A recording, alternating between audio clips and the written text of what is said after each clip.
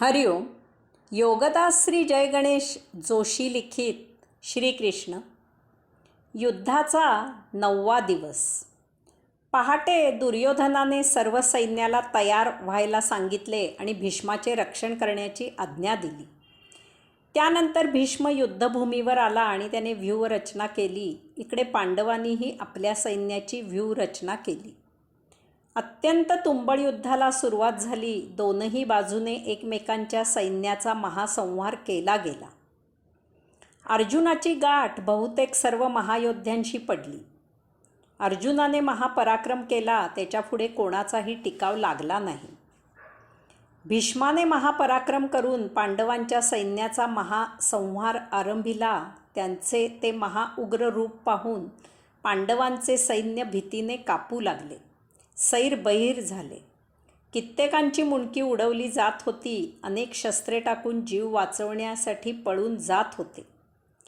हे सर्व पाहून युधिष्ठिर चिंताक्रांत झाला. त्याला काही सुचेनासे झाले. त्यावेळी श्रीकृष्णाने अर्जुनाला म्हटले, पार्था, तू जी प्रतिज्ञा केली होतीस तिच्या पूर्ततेची वेळ आता आली आहे. तुझे मन मोहवश होण्याआधीच तू भीष्मावर प्रहार कर. क्षात्रधर्माला स्मरून युद्ध कर आणि शत्रूला पराभूत कर.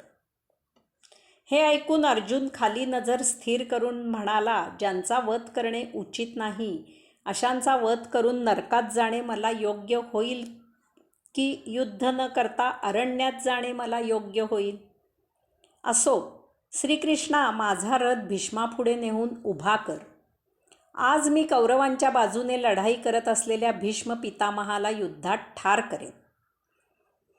त्याप्रमाणे श्रीकृष्णाने रथ भीष्म पितामहांपुढे नेला. भीष्माशी युद्ध करायला आलेल्या अर्जुनाला पाहून पांडवांचे सैन्य मोठ्या उत्साहाने पुन्हा रणांगणावर आले. भीष्माने सिंहगर्जना केली आणि अर्जुन त्याचा रथ श्रीकृष्ण यांना बाणांनी आच्छादून टाकले. श्रीकृष्णाने कौशल्याने रथ त्या आच्छादनाबाहेर आणला. त्याबरोबर मेघगर्जना करून अर्जुनाने भीष्माचे धनुष्य तोडून टाकले. त्याबरोबर भीष्माने दुसरे धनुष्य घेतले. तेही अर्जुनाने तत्काळ तोडले. भीष्माने अर्जुनाची महाबाहो, उत्तम उत्तम अशी प्रशंसा केली आणि त्वरित तिसरे धनुष्य घेऊन अर्जुनावर बाणांचा वर्षाव केला. त्यावेळी श्रीकृष्णाने रथमंडलकार फिरवत सर्व बाण विफल करत आपले सारथ्याचे कौशल्य पणाला लावले. यावेळी भीष्म तळपणाऱ्या सूर्याप्रमाणे युद्ध करत आहे. अर्जुन सौम्य राहून युद्ध करत आहे. भीष्म युधिष्ठिराच्या सैन्याचा फार झपाट्याने निपात करत आहे असे श्रीकृष्णाच्या लक्षात आले. अचानक श्रीकृष्णाने डाव्या हातामधील लगाम सोडले. उजव्या हातात चाबूक धरून रथाबाहेर उडी घेतली. त्याने उग्र रूप धारण केले होते. त्याचे डोळे लाल झाले होते. त्याचे एक एक पाऊल धरणीला महाकंप करत होते. असा तो परम बलाढ्य, परम तेजपुंज सिंहगर्जना करत भीष्मावर धावत गेला. त्यावेळी संपूर्ण रणांगण भीतीने थरथरू लागले. ते सर्व ओरडू लागले, भीष्माचा वध झाला, भीष्माचा वध झाला. तथापि तिसऱ्या दिवशी घडल्याप्रमाणेच भीष्माने धनुष्य खाली ठेवले आणि हात जोडून तो श्रीकृष्णाला म्हणाला, देवेश्वरा, ये माधवा, चक्रपाणे, तुला प्रणाम असो. मला रथामधून खाली पाड. तुझ्या हातून माझा वध झाला तर तो इहलोकी आणि परलोकी माझा गौरवच आहे. माझ्यासाठी ते कल्याणप्रदच आहे. तीनही लोकी तो माझा बहुमान आहे. श्रीकृष्ण स्वतः भीष्म पितामहांचा वध करण्यासाठी जात आहे हे पाहून अर्जुनाने रथामधून उडी टाकली आणि त्याने वेगाने जाऊन श्रीकृष्णाचे महाविशाल बाहू घट्ट पकडले आणि त्याला अडविण्याचा प्रयत्न सुरू केला. तरीही अत्यंत खवळलेल्या श्रीकृष्णाने वावटळीने वृक्षाला ओढत न्यावे तसे अर्जुनाला फरफटत पुढे नेले. त्यावेळी कसेबसे अर्जुनाने आपले दोनही पाय जमिनीला घट्ट रोवले आणि 10 पावलांवर श्रीकृष्णाला मोठ्या हिकमतीने रोखले. अशा प्रकारे एका जागी स्थिर झालेल्या श्रीकृष्णाला प्रणाम करत अर्जुन म्हणाला, केशवा, तू शांत हो. तुझा क्रोध तू आवर. तूच आम्हा पांडवांचे सर्वस्व आहेस, शरणस्थान आहेस. माझ्या पुत्रांची आणि भावांची शपथ घेऊन मी तुला सांगतो की मी कौरवांचा पूर्णपणे निश्चित संहार करेन. ती सर्वस्वी माझी जबाबदारी आहे. तू हाती शस्त्र धारण न करता आम्हाला सहाय्य करण्याच्या तुझ्या प्रतिज्ञेचा भंग करू नकोस. केशवा, प्रसन्न हो आणि माघारी फिर. यावर श्रीकृष्ण शांत झाला आणि माघारी येऊन पुन्हा रथारूढ झाला. त्यानंतर लढाईला पुन्हा सुरुवात झाली. अर्जुनाने महापराक्रम गाजवायला सुरुवात केली. त्याने कौरवांचा महाभीषण संहार केला. कौरवांकडील राजे आणि सैनिक पळू लागले.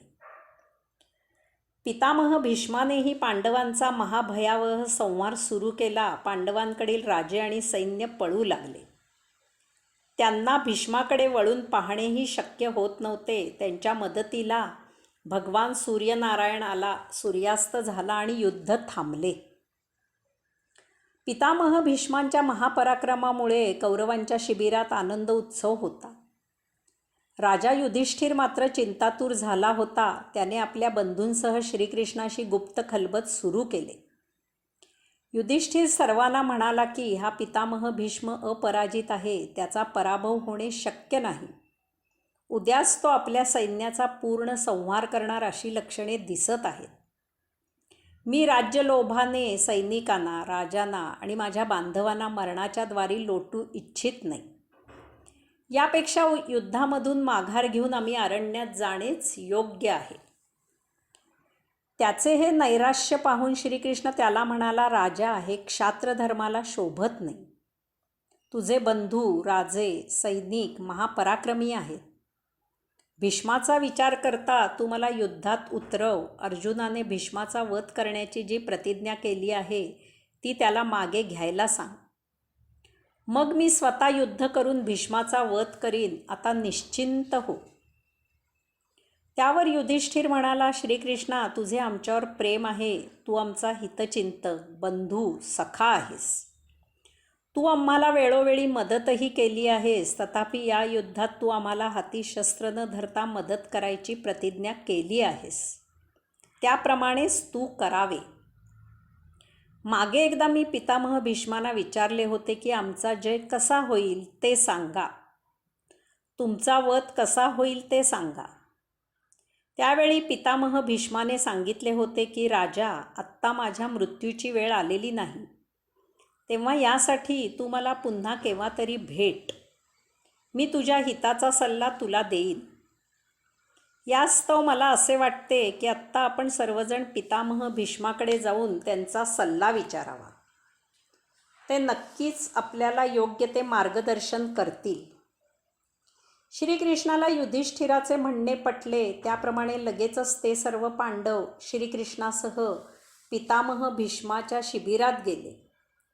सर्वांनी पितामह भीष्माला प्रणाम केला. भीष्माने आपल्या नातवांचे म्हणजे सर्व पांडुपुत्रांचे आणि श्रीकृष्णाचे आनंदाने स्वागत केले. भीष्म युधिष्ठिराला म्हणाला, राजा, मी तुझे काय हित करू ते मोकळेपणाने सांग. मला शक्य असेल ते सर्व मी करीन. त्यावर युधिष्ठिर पितामह भीष्माला म्हणाला, हे तात, तू युद्धात अपराजित आहेस. तू जोपर्यंत युद्ध करत आहेस तोपर्यंत आम्हाला जय मिळणे शक्य नाही. यास्तव तुझा वध कसा करता येईल ते तूच आम्हाला सांग. भीष्म म्हणाला, राजा, तुझे म्हणणे सत्य आहे. माझा वध करणे या रणांगणावर फक्त अर्जुन आणि श्रीकृष्ण यांनाच शक्य आहे. शिखंडीपूर्वी स्त्री होती. यास्तव मी त्याच्याशी युद्ध करत नाही. त्याला पुढे करून अर्जुनाने माझ्यावर शरसंधान करावे आणि माझा वध करावा. अशा प्रकारे प्रत्यक्ष पितामह भीष्माकडून त्याच्या वधाचा सल्ला मिळाल्यावर पांडव श्रीकृष्णासह आपल्या शिबिरात परत आले. वाटेत अर्जुनाला अश्रू आवरले नाहीत. त्याला आपल्या आजोबांचा वध करणे कसे तरीच वाटू लागले. तथापि श्रीकृष्णाने त्याची समजूत काढण्यासाठी म्हटले, पार्था, तू पूर्वी भीष्माच्या वधाची प्रतिज्ञा केली आहेस. त्याचे स्मरण कर. भीष्माचा वध केल्याशिवाय हे युद्ध जिंकणे शक्य नाही. तसेच भीष्माचा वध अगोदरच विधी लिखित आहे, तो तर होणारच आहे. तू तुझ्या क्षात्रधर्माचे पालन कर. यावर पार्थ भीष्माचा वध करायला तयार झाला. हरिओम.